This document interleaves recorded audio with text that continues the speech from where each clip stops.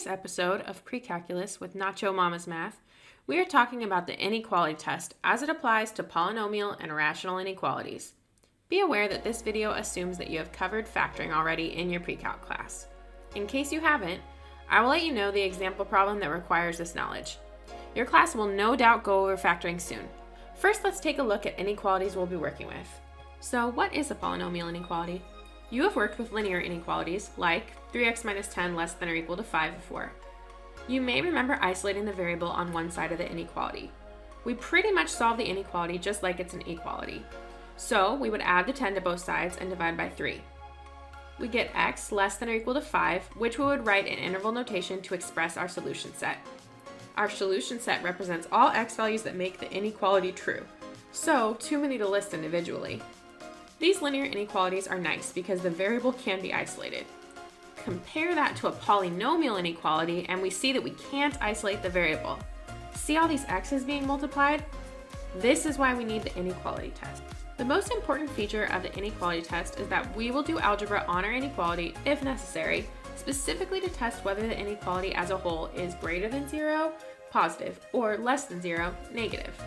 First, we will look at the linear factors that make up a polynomial rational expression individually and see when they change from negative to positive. For example, the linear factor x minus 5 switches from negative when x is less than 5 to positive when x is greater than 5. We can see this visually on a number line by choosing x values and plugging in.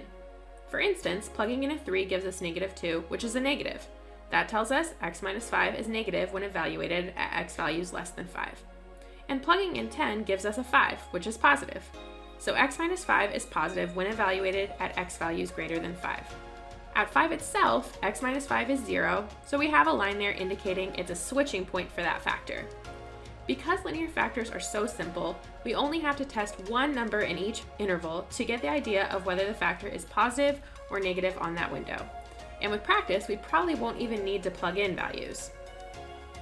Because our polynomial rational function is a product of these factors that are changing signs, we keep track of each factor's signs individually in order to systematically keep track of the sign of the product. Once again, our strategy is to keep track of each factor in our product or ratio and whether it's positive or negative in order to keep track of the inequality as a whole. You may be wondering how a rational inequality is a product.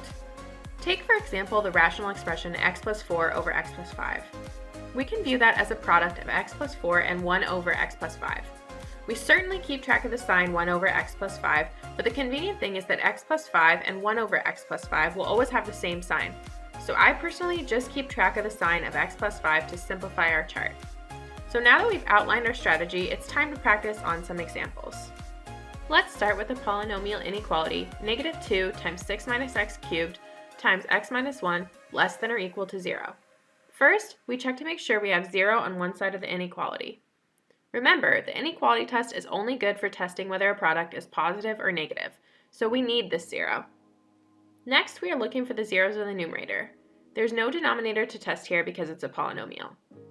Each linear factor has its own 0, so we focus on those. The 6 minus x factors, of which there are 3, have 6 as a 0. The x minus 1 factor has 1 as a 0. The negative 2 is a constant and so doesn't have a 0. Now we build our chart. Our chart should have all of the zeros on our number line and all of the factors, even the negative 2. You'll soon see why. I like to put the factors on the side above the number line. That's just my preference. We are now going to test each factor on each interval created by the number line. The negative 2 is a constant. It's always negative. Now the 6 minus x cubed. Keeping in mind that if 6 minus x is negative, 6 minus x cubed would be a negative times a negative times a negative, so it would also be negative. Similarly, if 6 minus x is positive, 6 minus x cubed would be positive. When we evaluate 6 minus x for an x value less than 1, 6 minus x cubed would be positive. Between 1 and 6, 6 minus x cubed would be positive. For x values greater than 6, 6 minus x cubed is negative.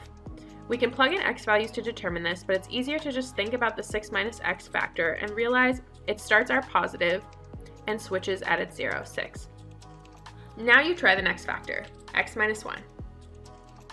Yep, this factor switches from negative to positive at its 0, 1. Now that we have tested all the factors individually, it's time to test the product. For the x values less than 1, the product is a negative times a positive times a negative, which would be a positive. You do the next two intervals. You should get negative between 1 and 6 and positive for x values larger than 6. Looking at the inequality sign, what do you think we're testing for here? Less than or equal to 0, so we are looking for where our polynomial is negative or 0. It appears that that happens between the 1 and the 6. Now we need to determine whether our zeros are solutions. Because 1 and 6 make the inequality equal to 0 and our inequality sign is less than or equals to, they are solutions. So in interval notation, our solution set is 1, 6 with brackets. This means that when we evaluate our polynomial for any x value in this solution set, our inequality should be true. Even though we're done with this problem, for this first example, I want to illustrate how the graph of our polynomial confirms our inequality test. Looking at the graph of y equals negative 2 times 6 minus x cubed times x minus 1, we see that it's negative when it is below the x-axis, which we underline in black. It looks like even though the curve goes out of our window, it's between 1 and 6. We include the x-intercepts 1 and 6 because those are where the function is equal to 0. Let's look at another example. We have a rational inequality with numerator x minus 4 times x minus 3 and denominator x squared times x minus 1 less than or equal to 0. First we check and see we have 0, which we do. Next we keep track of zeros in the numerator. Pause and determine those. You should get 4 from the x minus 4 and 3 from the x minus 3. Next, the zeros of the denominator. You should get 0 from the x squared and 1 from the x minus 1. Making a note that these values cannot be solutions to the inequality because they cause division by 0. Now build your chart and keep in mind that I prefer to keep track of the signs of the factors x squared and x minus 1 instead of keeping track of 1 over x squared and 1 over x minus 1, since it's a little cleaner and the signs are the same. If you don't want to see the work, go ahead and skip ahead to the timestamp on the screen for the solution. Pause and try that work.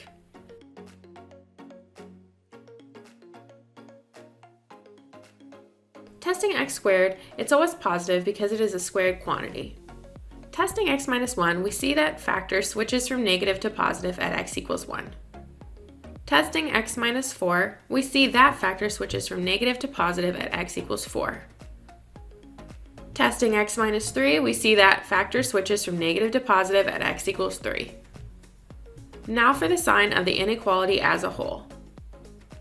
For x values less than 1, we have a positive times 3 negatives, so we would have a negative on that interval. Same thing between 0 and 1. A positive and 3 negatives makes a negative. Between 1 and 3, we have 2 positives and 2 negatives, so that product would be positive. Between 3 and 4, we have 3 positives and a negative, so the product will be negative. For x values greater than 4, we have all positives, so the product is positive. Now reminding ourselves that our solution set is made up of the intervals where the inequality is less than or equal to 0, so the intervals where the product is negative. Check it. There are 3 because there's a break at 0. And because of the zeros, I almost missed that leftmost interval myself. In inequality notation, we get negative infinity to 0 with parentheses, 0 to 1 with parentheses, and 3 to 4 with braces for our solution set. Just a reminder that to check your work, you could try plugging in x values from every interval and verifying that they solve the inequality. Moving on. For our third example, we have another polynomial, x squared plus 4 times x minus 1 greater than 0. Right away we see we have 0, so that criteria is satisfied. Moving on, we list the zeros in the numerator. Depending on how much you have reviewed quadratics and factoring, you will notice right away that the x squared plus 4 factor is an irreducible quadratic over r. In other words, it doesn't have real zeros and it can't be factored. If you don't have that instant recognition, you can always check the quadratic factors for real zeros using the discriminant. The discriminant tells you whether there are any real zeros, which is handy for knowing whether you need to seek them out with the quadratic formula. Seeing that we have a negative discriminant, which means we have no real zeros for this factor. That means the x squared plus 4 factor will always be one sign, no switch points. So our zeros are just the 1 from the x minus 1 factor. Go ahead and make your chart. So our chart only has 1 as a 0. Listing all our factors to be thorough, the x squared plus 4 is always positive. the x minus 1 switches from negative to positive at x equals 1. Hopefully you are starting to see some patterns with these linear factors. So we see that our inequality is greater than 0 for x values greater than 1. In interval notation, the solution set is 1, infinity with parentheses. Done with this one. A quick warning. The next example may very well be more challenging than inequalities you will be doing on your own, especially if you haven't covered factoring at a pre-calculus level. I recommend still watching this example, but not letting it stress you out. So for this final example, we have a rational inequality, 1 over x times x minus 3, but we don't have 0 on the other side of the inequality. This means that our inequality test won't work on this inequality. Instead, we have to get 0, get one fraction, and factor the numerator and denominator. This is all algebra. My hint for how to work this problem is to subtract the 1, get one fraction, and then use the quadratic formula to reverse rig the factoring of this quadratic. I'm not going to show this algebra here because I want you to get the practice doing it, but if you want to see it, there's a link to it in the description below. Go ahead and pause this video and work on it. After doing some algebra, you should get the ratio with numerator x minus 3 plus square root 13 over 2 and x minus 3 minus square root 13 over 2. The denominator is x times x minus 3. The numbers in the numerator are a mouthful and take a bit of space to write. For the sake of organization, let's give them shortcut names. Let's call those factors x minus a and x minus b respectively, and we will add in a and b on the number line, being cautious to put them in the correct order. Our zeros are 0, 3, a, and b. B is negative, and a is bigger than 3, so it's the biggest. Adding in our factors. We see that x is negative for x values less than 0 and positive for x values greater than 0. X minus 3 switches from negative to positive at 3. X minus a switches from negative to positive at a, and x minus b switches from negative to positive at b. So the product will go positive, negative, positive, negative, positive. And reminding ourselves that we are looking for the x values that make the expression greater than 0, that means we need the positive intervals. So from negative infinity to b, from 0 to 3, and from a to infinity. Because our inequality is strict, none of these zeros are solutions, so we use parentheses. That's all for today, folks. Thanks for watching, and for notifications of new uploads, subscribe and hit the bell.